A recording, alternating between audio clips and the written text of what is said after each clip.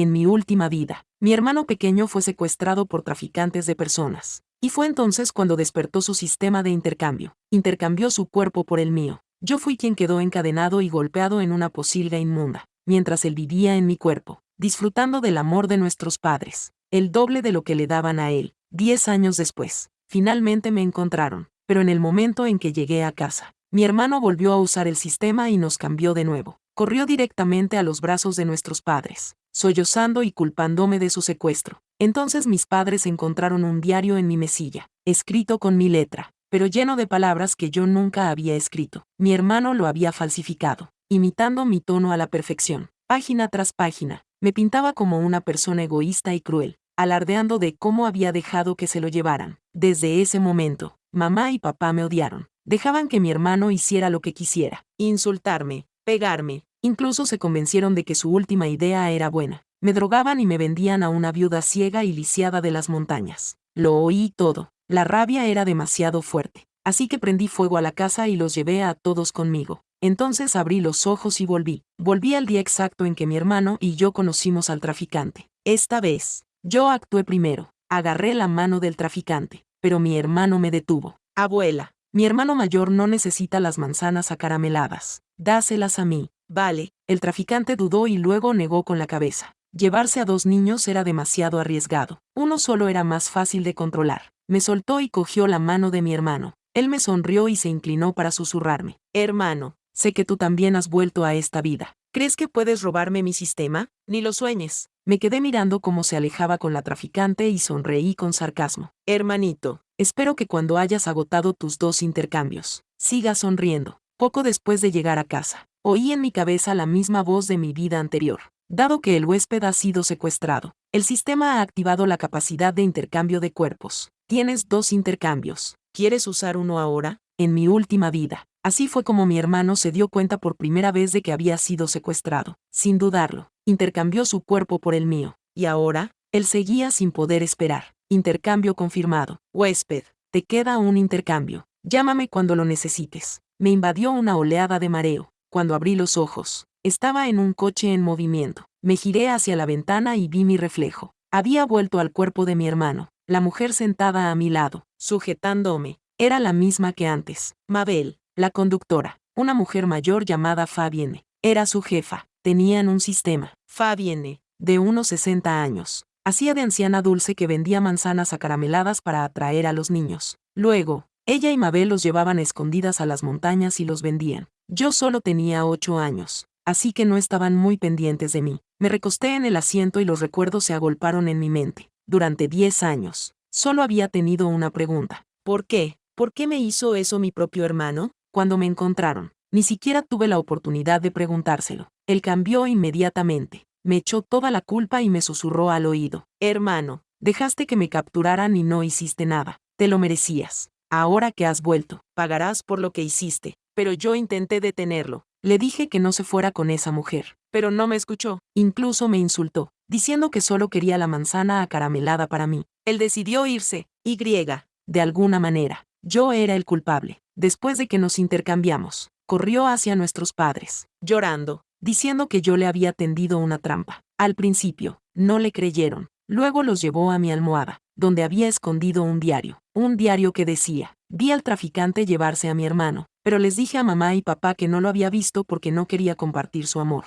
Su amor y su dinero deberían ser solo para mí. Fue entonces cuando me di cuenta. Durante 10 años, mi hermano no solo me ha quitado el cuerpo, me ha robado toda mi vida. Lo tenía todo planeado desde el principio. En cuanto me encontraran, aprovecharía su segunda oportunidad para echarme toda la culpa. ¿Y mis supuestos padres? Se lo creyeron. Estaban dispuestos a venderme a una viuda ciega como castigo. Pasé 10 años sufriendo en lugar de mi hermano. Cuando por fin me rescataron, pensé que mamá y papá intentarían compensarme con amor, pero lo único que obtuve fue una traición aún más profunda y desgarradora. Esa noche, perdí toda esperanza. Prendí fuego y los maté a todos. Apreté los puños y juré para mis adentros: esta vez les haré pagar a todos. Exhalé un suspiro de alivio cuando el paisaje fuera de la ventana se volvió cada vez más familiar. Bien, en esta vida, decidieron venderme a un pueblo perdido llamado Millbrook. La última vez pasé 10 años en este lugar. Lo conozco como la palma de mi mano. La familia que me compró entonces quería un marido niño. para su hija con discapacidad mental. Luché con todas mis fuerzas. Intenté escapar más veces de las que puedo contar. Por eso acabaron atándome como a un animal, matándome de hambre y golpeándome. Pero esta vez me comportaré como un obediente. Les seguiré el juego. Me ganaré su confianza. Y primero, haré que estos dos traficantes de personas se arrepientan de haberme puesto la mano encima. Después de 3 días y 2 noches en la carretera, el coche finalmente se detuvo, en un camino de tierra desierto a las afueras de la ciudad.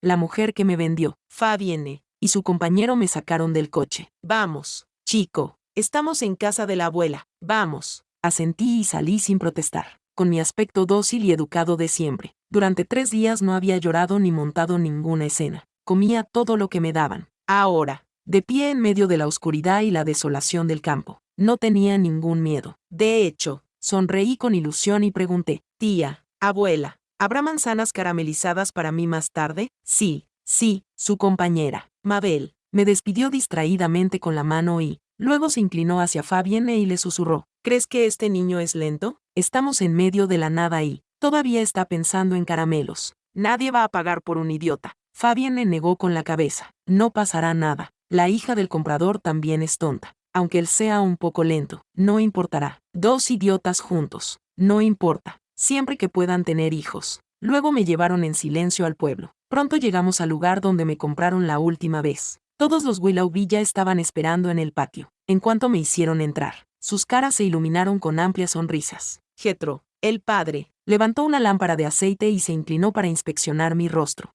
No está mal, parece decente. Melinda, su esposa, que sostenía a su hija de 10 años. Gracie, sonrió radiante. La mujer me señaló y dijo, cariño, mamá y papá te han comprado un maridito. ¿Te gusta? Gracie era mucho más alta que yo y se reía tontamente mientras babeaba. Me gusta. Ella se rió tontamente. Yo le devolví la sonrisa. Jethro, este niño tampoco parece muy inteligente. Un hombre de barba negra de unos 40 años frunció el ceño mientras daba un trago a su botella de whisky. ¿Seguro que estas mujeres no nos han endosado a otro idiota? ¿Seguro que este niño es normal? Por supuesto. Incluso tiene un certificado de ser el mejor estudiante. Mabel asintió rápidamente y entregó un cuaderno y un premio académico de mi mochila. Jethro y Melinda los miraron, completamente satisfechos. Hermano, mira su letra. Este chico nos va a dar un nieto inteligente. Seguro. El hombre barbudo, Tavian, estaba a punto de decir algo cuando un hombre mayor, de unos 60 años, que fumaba un cigarro, soltó un suspiro. Bueno, eso está bien. Le prometí a mi hermano que cuidaría de vosotros. Chicos, ahora que la hija idiota de Jethro tiene marido, solo quedas tú. Tavian, el que hablaba era su tío Farón. Ese viejo bastardo no podía tener hijos propios, así que acabó criando a los hijos de su hermano muerto. Él fue quien crió a Tavian y Jethro. Tío Farón,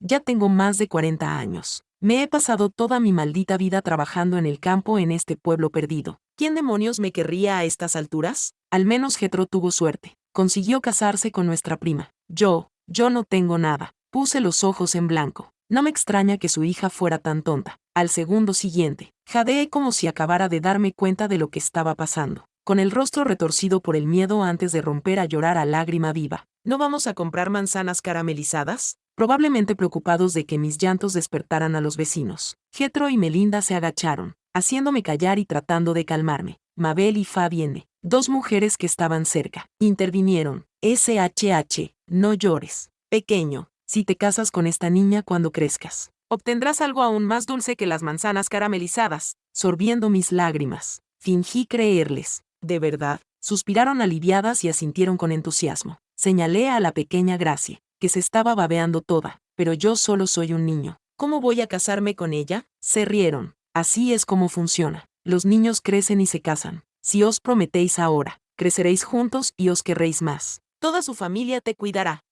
Fingí que lo entendía y asentí obedientemente. Se relajaron y volvieron a Jethro y Melinda. El chico ya es tuyo. La camioneta en la que hemos venido llama demasiado. La atención aparcada a las afueras del pueblo. ¿Qué tal si vas a pagar los $30,000 que queda? Jethro asintió y le dijo a Melinda que cogiera el dinero. En cuanto Mabel y Fabienne tuvieron el dinero en sus manos, sonrieron y sacaron una linterna para contarlo allí mismo. La tenue luz parpadeaba sobre sus rostros y yo capté el cambio en la expresión de Tavian. Sus ojos se fijaron en Mabel mientras preguntaba. Deben de estar cansadas después de tanto viaje. ¿Qué tal si cenan algo antes de irse? Farón estaba a punto de regañarlo, pero entonces miró a Fabienne y sus ojos se iluminaron. Esa era mi señal. Tío, abuelo, dije, mirando a Tavian y a Farón. ¿Tenéis esposa? Ambos negaron con la cabeza. Perfecto, sonreí. Entonces estas damas pueden casarse con vosotros. Mabel y Fabienne se quedaron tan atónitas, que se olvidaron por completo del dinero. Pequeño mocoso,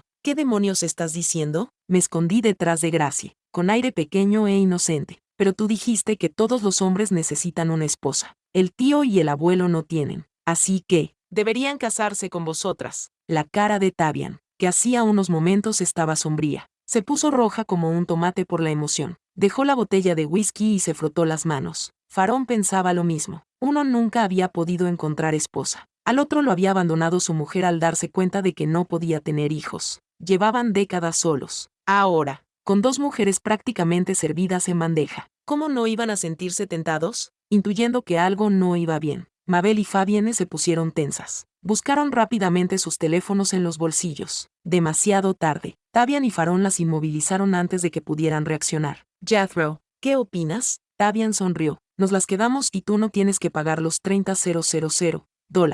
A Jethro se le iluminó la cara ante la idea de ahorrarse dinero. Joder, me parece bien. Mabel y Fabienne palidecieron. Intentaron gritar, pero les taparon la boca con calcetines sucios antes de que pudieran emitir ningún sonido. Se debatieron y dieron patadas, pero contra tres hombres que se habían pasado la vida trabajando la tierra. No tenían ninguna posibilidad. Melinda trajo cinta adhesiva. Se la envolvió alrededor de la boca. Luego las ató con una cuerda y las arrojó al cobertizo trasero. Esa noche, los hombres se llevaron el camión de las mujeres y lo vendieron en la ciudad por dinero en efectivo. Al amanecer, Mabel y Fabienne habían sido arrastradas de vuelta, una por Tavian y la otra por Farón. Ver a esos dos traficantes de personas sufrir un final tan miserable fue lo más satisfactorio que había visto nunca. Jethro y Melinda no solo me habían conseguido un novio sin gastar un solo centavo, sino que también habían encontrado esposas para Tavian y Farón. No paraban de alabarme, diciendo que era inteligente y que era el amuleto de la suerte de la familia. Aparte de impedirme salir de casa, me trataban bastante bien. Pasaba los días siguiendo a Gracie, la tonta del pueblo, llamándola hermana y jugando con ella. Desde que se enteró de que yo iba a ser su futuro marido, empezó a darme los muslos de pollo que sus padres guisaban para que creciera fuerte. Pero Mabel y Fabienne no tuvieron tanta suerte. Estaban atadas casi todos los días, utilizadas y maltratadas por Tavian y Farón. En 6 meses, Mabel se quedó embarazada. Eso solo me hizo sentir mejor.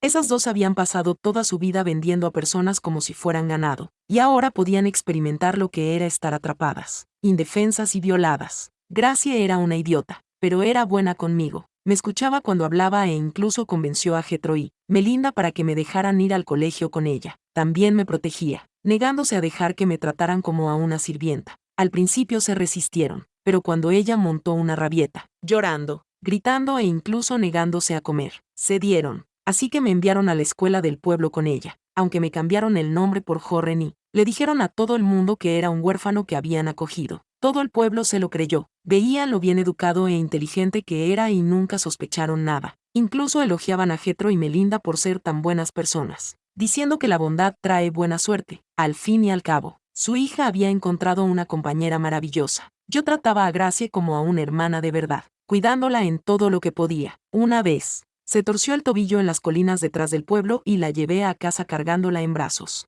caminando hasta que se me llenaron los pies de ampollas. Ese fue el momento en que Jethro y Melinda bajaron completamente la guardia. Creían que yo realmente quería a su hija.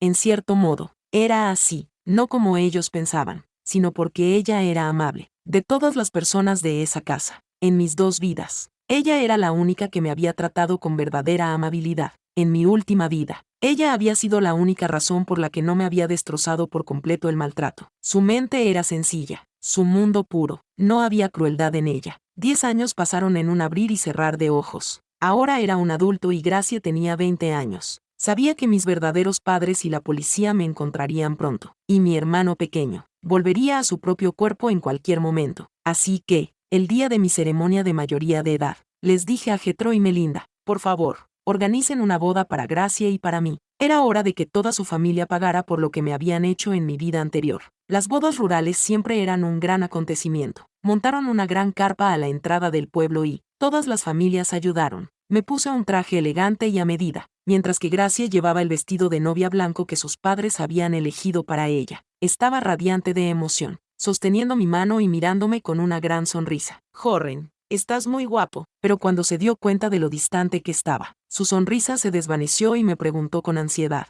¿No estás contento? Forcé una sonrisa y saqué un pañuelo para limpiarle con delicadeza la baba de la barbilla. Por supuesto que estoy contento. A lo largo de los años, no había hecho más que tratarme bien, pero su familia merecía morir. En la fiesta, cada familia tenía su propia mesa, lo que facilitaba aún más mi plan. Mientras iba brindando con Gracie, discretamente eché un veneno de acción lenta, escondido bajo las uñas, en las copas de vino de Jethro, Tavian y Farón. Había aprendido sobre este veneno en particular en la clase de química. Era fácil de conseguir en comunidades agrícolas como la nuestra, donde todas las familias tenían pesticidas y fertilizantes. Una pequeña dosis no mataba al instante. Primero se ponían enfermos, con diarrea y vómitos. 2 días después, sus órganos empezaban a fallar, y luego, morían. Bebían con grandes sonrisas tontas, completamente inconscientes. En cuestión de minutos, empezaron a agarrarse el estómago con dolor. La fiesta se convirtió en un caos. Todos pensaron que la comida se había estropeado y se apresuraron a llamar a una ambulancia. Pero la carretera de montaña era demasiado remota. Una ambulancia del condado tardaría al menos 2 o 3 horas en llegar. A algunos nos arrastraron al interior, pero al poco tiempo todos salieron corriendo al patio trasero, histéricos. Cuando Jethro volvió allí por 5ª vez, algo finalmente hizo clic en su cabeza. ¿Por qué solo unos pocos nos sentimos así? ¿Cómo es que nadie más está enfermo? Sus ojos se oscurecieron mientras me miraba fijamente durante un largo momento. Luego se volvió hacia Gracie. Míralo, no dejes que huya. Gracie no entendía lo que estaba pasando, pero solo asintió con la cabeza. Al segundo siguiente, saqué el cuchillo que llevaba escondido en el traje y se lo puse en la garganta. Si no quieres que muera, déjame ir, grité con voz aguda y furiosa. Jethro y Melinda se pusieron pálidos. Los vecinos, sorprendidos por el repentino giro de los acontecimientos, empezaron a preguntar qué demonios estaba pasando. Alcé la voz y grité que me habían secuestrado y traído aquí hacía 10 años. La multitud se quedó en silencio, atónita. Jethro y Melinda se apresuraron a cubrirse las espaldas. Está mintiendo, sollozó Melinda. Si realmente fue traficado, ¿por qué no ha dicho nada en todos estos años? No os dejéis engañar. Solo está haciendo un berrinche porque no quiere casarse con Gracie. No teníamos ni idea de que se pondría tan furioso. Ella solo derramó algunas lágrimas y los habitantes del pueblo se lo creyeron. Se volvieron contra mí, enfadados porque estaba montando un escándalo. Si no querías casarte, ¿por qué no lo dijiste antes? ¿Y ahora acusas a la familia de Jethro? ¡Qué bastardo desagradecido! No había dicho nada antes, porque no podía arriesgarme a que mi hermano sospechara. Todo tenía que salir igual que en mi última vida. Solo así mi hermano seguiría sin sospechar nada. Solo así podríamos volver a cambiar de cuerpo.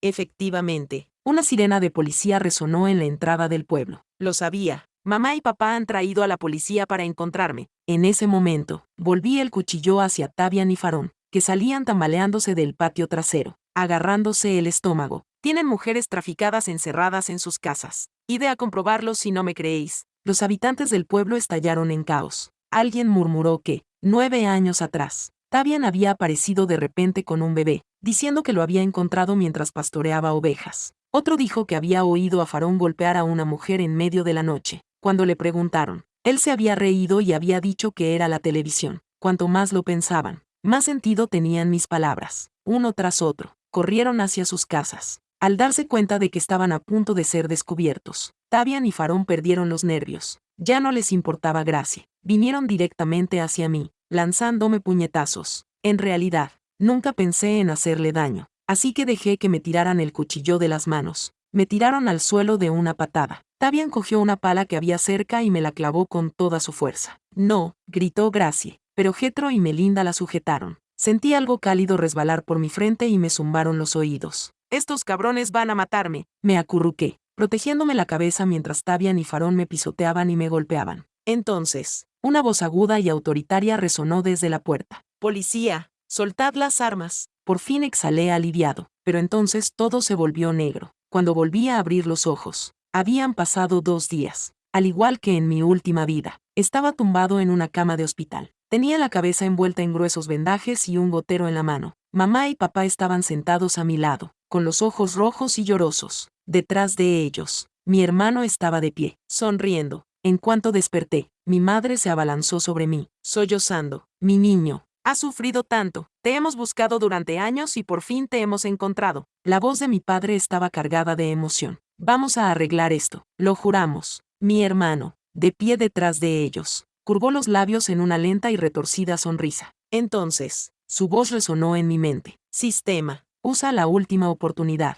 Cambia a Deacon y a mí. Todo se volvió negro y volví a desmayarme. El dolor desapareció y, en un abrir y cerrar de ojos, mi entorno cambió. Estaba de vuelta en mi propio cuerpo, en la cama del hospital. Mi hermano pequeño se aferraba a mamá, sollozando. Mamá, papá, fue culpa de mi hermano que me secuestraran. Su voz se agudizó de repente y me señaló con los ojos llenos de odio. ¿Qué? Mis padres se dieron la vuelta, con las voces llenas de rabia. Deacon, ¿qué demonios está pasando? El pánico se apoderó de mí. Negué con la cabeza frenéticamente, con el rostro pálido por el miedo y las lágrimas ya derramándose. ¿Cómo podría hacerle daño? Mamá, papá, tenéis que creerme. En medio del caos, la puerta del hospital se abrió de golpe. Un agente uniformado entró con expresión seria y se dirigió a mis padres. Señora, señor, hemos descubierto la verdad sobre el secuestro de Jorren hace tantos años. Mis padres se colocaron inmediatamente delante de él, presa del pánico. Agente, debe haber algún error. Nuestro hijo Jorren fue secuestrado hace 10 años. Es una víctima. Cuando finalmente lo encontramos, estaba medio muerto a golpes. Ustedes mismos vieron los moratones. El agente frunció el ceño y adoptó un tono severo. Le golpearon porque envenenó a 4 miembros de los Willoughby. Los 4 sufrieron vómitos y diarrea severos cuando los llevaron al hospital. Ya era demasiado tarde para hacerles un lavado de estómago. Los médicos pasaron 2 días intentando salvarlos, pero acaban de decir que no hay casi ninguna esperanza. Mis padres y Jorren se quedaron paralizados por el horror. ¿Qué? El agente suspiró y continuó. El mayor, Faron Willoughby, ya muestra signos de fallo orgánico. Los otros 3 están en coma, pero los médicos no creen que vayan a sobrevivir. Jorren se quedó pálido y le temblaban los labios. No, yo no los envenené. Mamá, papá, me creéis, ¿verdad? Mis padres lo abrazaron con fuerza, tratando de protegerlo, con voces desesperadas. Nuestro hijo es un buen chico, nunca haría algo así. El oficial ignoró sus súplicas e hizo una señal a los investigadores, que estaban detrás de él para que comenzaran a registrar la habitación. Un delito deja pruebas. La ley se basa en hechos. Por favor, coopere con la investigación. Jorren luchó por resistirse, pero el agente lo inmovilizó. Tras un registro minucioso, los investigadores encontraron restos de pesticida bajo sus uñas. También encontraron trazas de alcohol, del mismo tipo que había en las bebidas envenenadas de los Willoughby. En el momento en que se anunciaron los resultados, los rostros de mis padres se retorcieron por la conmoción,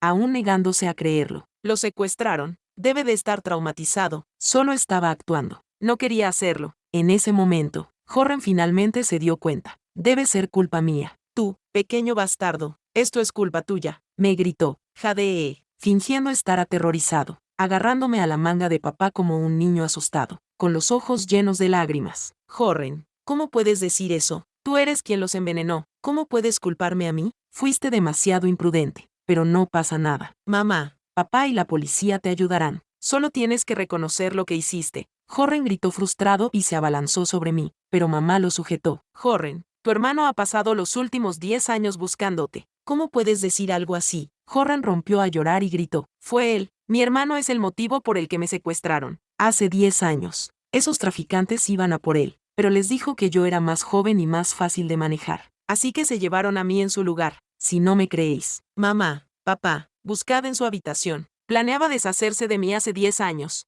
Lo tiene todo escrito en su diario. Quería vuestro amor para él solo. Así que tramó que me secuestraran. Mamá y papá se volvieron hacia mí con mirada sospechosa. Antes de que pudieran decir nada, el agente intervino. Hay algo más que debéis saber. Hemos encontrado a los 2 traficantes que se llevaron a Jorren en aquel entonces. El rostro de Jorren se iluminó y su voz temblaba de emoción. Sí, pregúnteles. Se suponía que debían llevarse a mi hermano. Ya lo verán. Yo era Deacon. Él me obligó a ocupar su lugar. Al ver la mirada expectante de mi hermano, el agente asintió. Esa parte coincide con su confesión. Jorren estaba eufórico. Se aferró al brazo de mamá, prácticamente gritando. ¿Has oído eso? Fue Deacon. Él es el motivo por el que me secuestraron. La mano de papá me golpeó en la cara antes de que pudiera reaccionar. Habla. ¿Por qué le hiciste esto a tu propio hermano? Le dejaste sufrir durante 10 años. ¿Cómo pudiste ser tan cruel? La bofetada me dejó la cabeza dando vueltas. Me agarré la mejilla, que me ardía, abrumado por la frustración. A mí me eligieron primero, pero sabía que algo iba mal. Así que intenté ocupar su lugar. Mentiroso, gritó Horren con rabia. No miento, yo estaba listo para irme, pero él se puso delante de ellos y les suplicó que se lo llevaran a él. Incluso dijo, ¿qué dijo? Insistieron mamá y papá, desesperados por obtener respuestas. Imité la voz quejumbrosa y prepotente de Horren de aquel entonces. Dijo, ¿quieres caramelos también? La abuela me los da a mí, pero a mi hermano no, ¿verdad?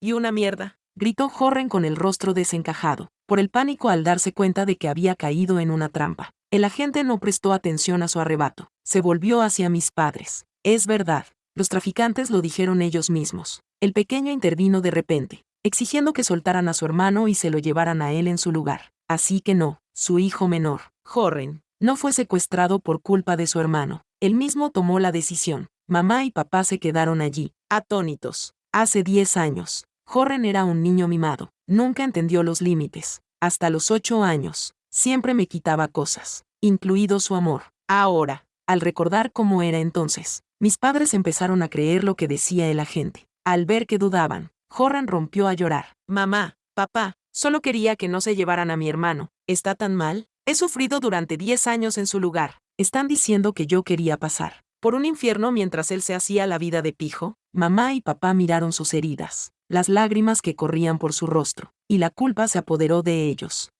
No importa lo que haya pasado realmente. El hecho es que nuestro hijo menor fue secuestrado y sufrió durante 10 largos años. Agente, por favor, ¿no puedes ser indulgente con él en el caso del envenenamiento? Después de todo lo que ha pasado, no cuenta eso para nada, pero el agente negó con la cabeza. Yo no tomo esas decisiones, señora. Eso lo decide el tribunal. Además, el intento de envenenamiento y el asesinato premeditado no son los únicos cargos que se le imputan a su hijo menor. Probablemente no lo sepa, pero en aquel entonces, él les dio la vuelta a la tortilla y traficó con las 2 mujeres que lo secuestraron. En cuanto el policía pronunció esas palabras, Horren y nuestros padres se quedaron paralizados. ¿Qué acaba de decir? Mi hijo solo tenía 8 años. ¿Cómo demonios pudo hacer algo así? Mamá y papá miraron al oficial con total incredulidad. El policía soltó una risa seca y les entregó 2 documentos. Uno era una confesión firmada por todos los Willoughby. El otro era una confesión de Mabel y Fabienne, las 2 traficantes. Los papeles explicaban en blanco y negro cómo la familia de Jethro había comprado una niña novia a Fabienne, convirtiéndose en cómplices de tráfico de personas. Y más tarde, como siguieron el ejemplo de Horren, volviéndose contra Mabel y Fabienne y vendiéndolas como esposas a Tavian y Farón.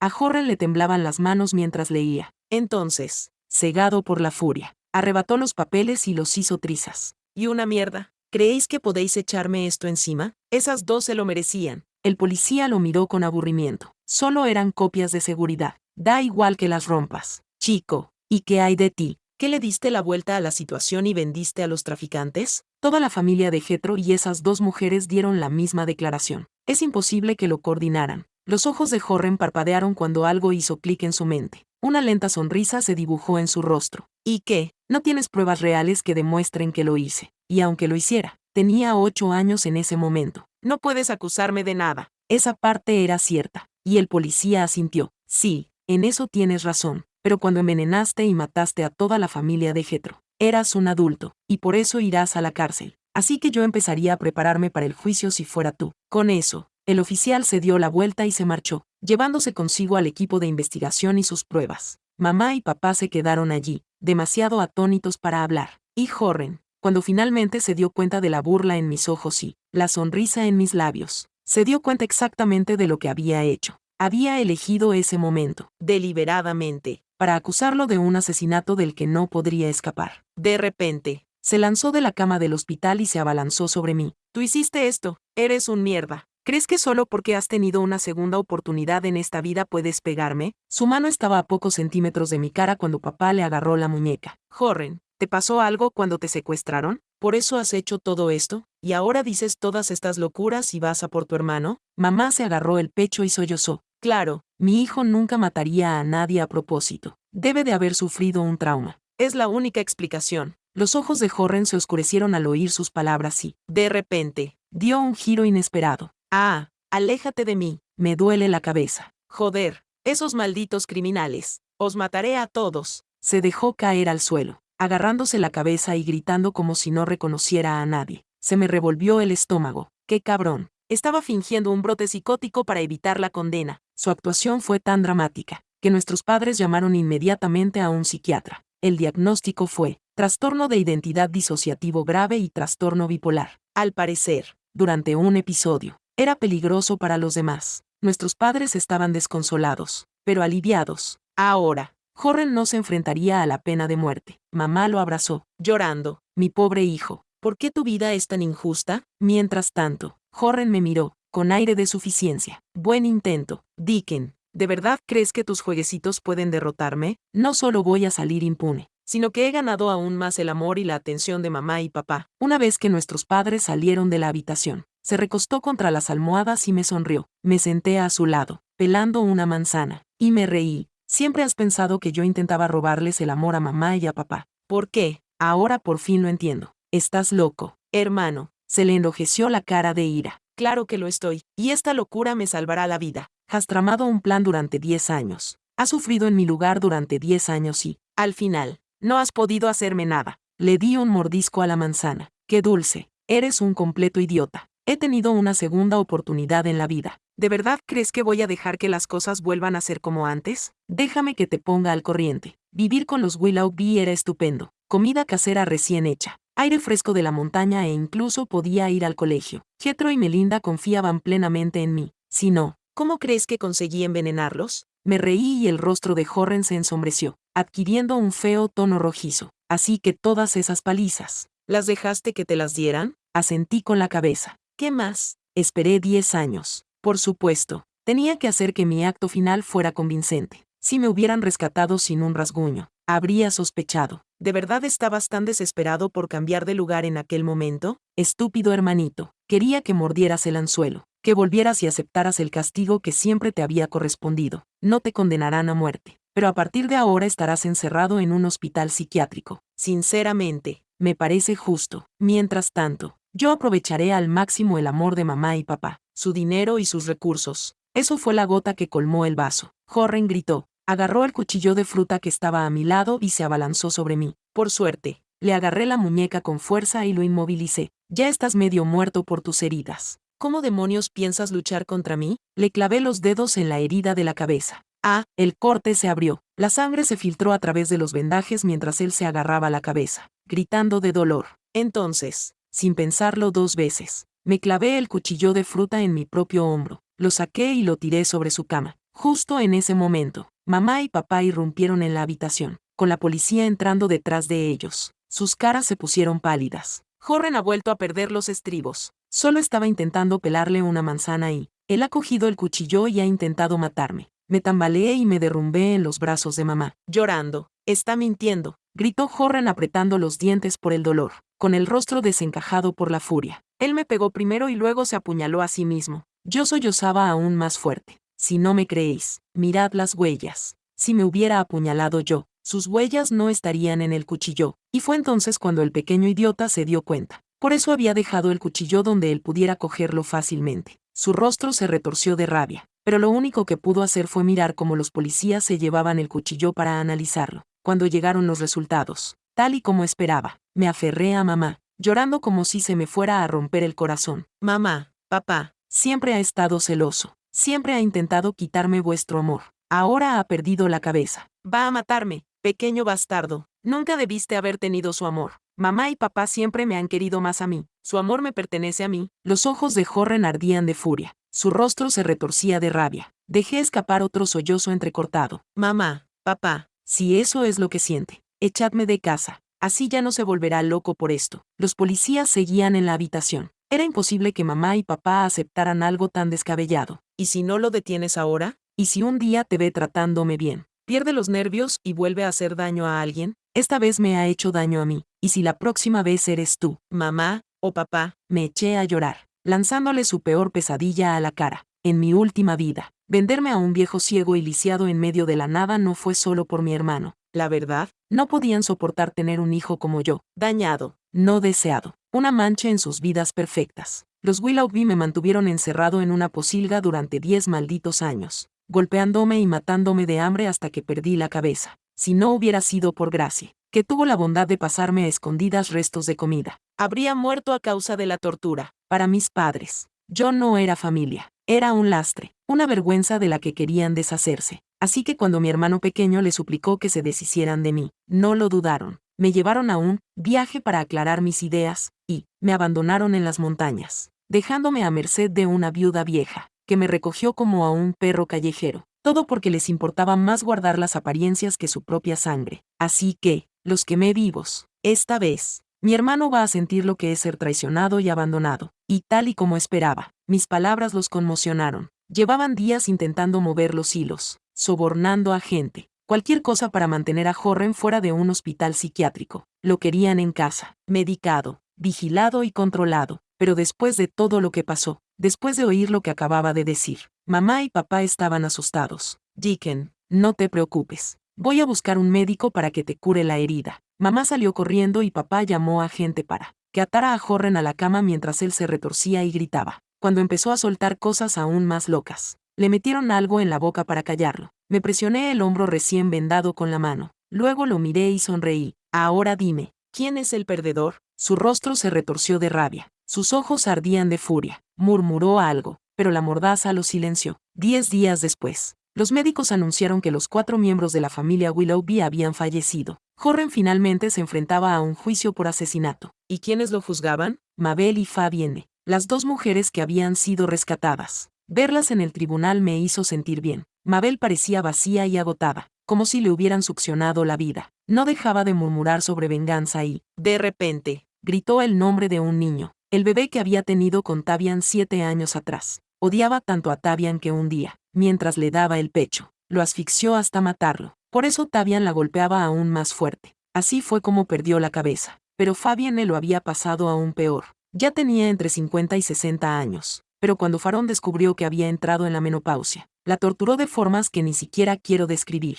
Ahora tenía el pelo completamente blanco y la espalda encorvada. Sus ojos estaban nublados, vacíos. Ni siquiera podía responder a las preguntas del juez. Mabel, sin embargo, lo confesó todo, a lo largo de los años. ¿A cuántos niños habían secuestrado? Más de 100. ¿Y a cuántos habían torturado hasta la muerte? Demasiados para contarlos. Mabel se rió como una loca. Al final, Jorren era el más inteligente de todos, pero era demasiado inteligente para su propio bien. Mantenerlo en casa habría sido un desastre anunciado. Tenía una enfermedad mental documentada, lo que significaba que, hiciera lo que hiciera, ya fuera a mamá, a papá o a mí, siempre podía eludir las consecuencias legales. Mamá y papá no perdieron tiempo en conseguir su evaluación psiquiátrica, insistiendo en que debía ser internado. Jorren estaba furioso. Exigió saber por qué. Hace solo un momento le habían prometido que encontrarían una manera de que se recuperara en casa, pero ignoraron sus protestas y dejaron que el juez decidiera. En solo un mes, las facturas médicas de los Willoughby habían agotado la mitad de nuestros ahorros. A altas horas de la noche, cuando creían que nadie les escuchaba, mamá y papá susurraban enfadados. ¿Por qué demonios no han muerto ya esos? Cuando se lo señalé, su resentimiento se volvió hacia Jorren. Si iba a matarlos, ¿por qué no acabó el trabajo? Dejarlos medio muertos nos ha costado una fortuna.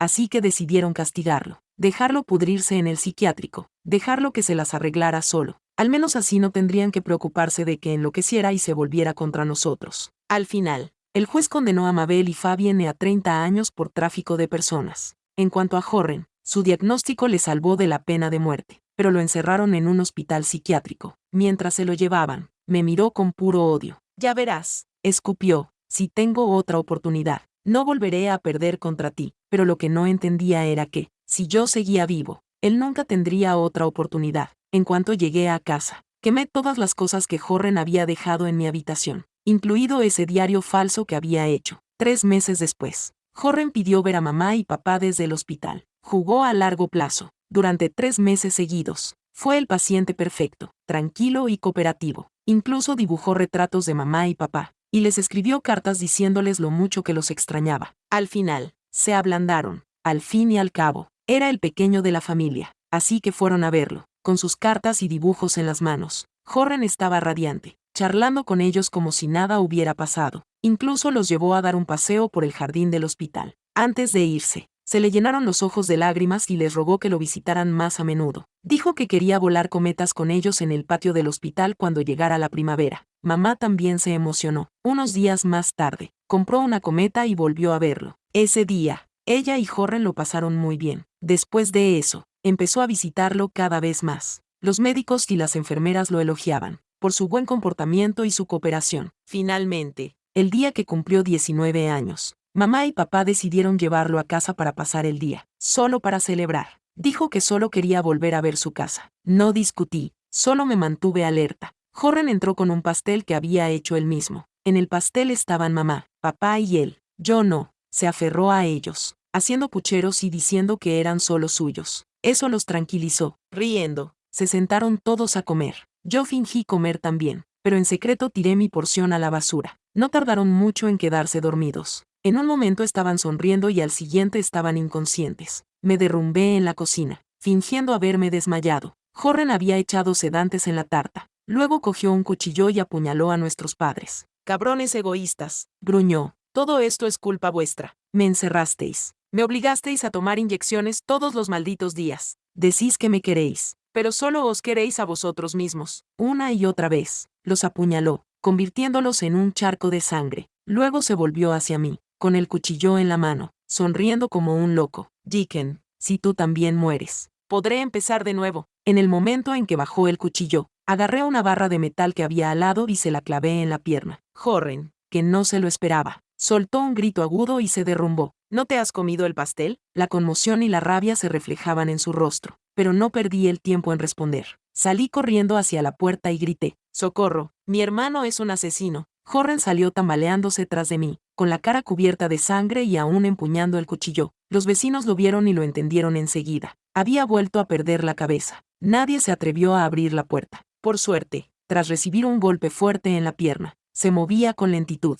Los vecinos llamaron al 911 desde detrás de las puertas cerradas y yo salí corriendo del barrio. Al final, atraparon a Jorren. Nuestros padres habían muerto. No quedaba nadie que pudiera cubrirle. Le dispararon con un dardo tranquilizante y lo ataron en el pabellón psiquiátrico. Ahora que tenía las manos manchadas con la sangre de nuestros padres, lo clasificaron como paciente de alto riesgo. Pasaría el resto de su vida atado a una cama de hospital. Cuando lo visité, estaba en medio de una terapia de electrochoque. Le salía comida líquida por la boca. Tenía los ojos en blanco y el cuerpo convulsionado, pero en cuanto me vio, sus pupilas se enfocaron. Murmuró algo con los ojos ardientes de odio. Sabía que me había reconocido, pero por mucho que luchara, era impotente, solo un perro rabioso, enjaulado e indefenso. «Jorren, esta vez vas a pagar por todo lo que hiciste. No habrá segundas oportunidades». Me di la vuelta y me alejé, sin sentir nada más que satisfacción. Después de eso, cogí los pocos millones que mis padres habían dejado, vendí la casa y me mudé a otro estado. Me cambié de nombre. Empecé de nuevo el último año de instituto. Antes de que empezaran las clases, alquilé un coche y volví a Millbrook,